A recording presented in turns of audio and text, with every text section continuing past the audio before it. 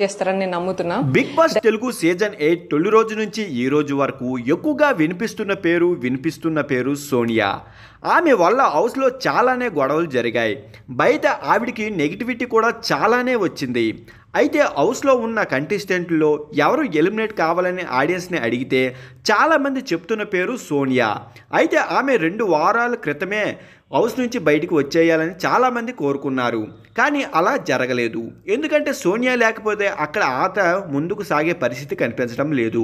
కానీ ఇప్పుడు మితిమీరిన నెగిటివిటీ ఆమెకు శాపంగా మారినట్టు కనిపిస్తుంది. 4వ వారం సోనియా ఎలిమినేట్ అయ్యిందని వార్తలు వస్తున్నాయి. అయితే ఇందులో నిజం ఎంత ఉందో ఆదివారం ఎపిసోడ్ వచ్చే వరకు ఆగాల్సిందే. కానీ ప్రస్తుతం లీకులు చూస్తే మాత్రం సోనియా నిజంగానే హౌస్ నుంచి ఎలిమినేట్ అయ్యిందని చెప్తున్నారు.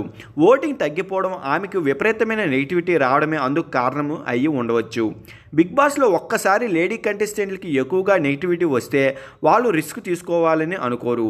అందుకే బయటికి పంపేస్తారు. చాలామంది సీక్రెట్ రూమ్లో ఉంచుతారు కూడా. కానీ ఆమెను ఎలిమినేట్ జరిగిపోయింది అని కొంతమంది బల్లగుద్ది చెప్తున్నారు. సోనియా నెగిటివిటీ ఫ్యాన్స్ అయితే మాత్రం సోనియా ఎలిమినేట్ అయిపోయిందా, పేడ విడగడైపోయింది, బిగ్ బాస్ హౌస్లోకి పట్టిన దరిద్రం అయితే పోయింది. ముఖ్యంగా నిఖిల్కి మంచి రోజులు వచ్చాయి. నిఖిల్తో పాటు ఫుడ్వి ఆట కూడా మెరుగుపడుతుంది.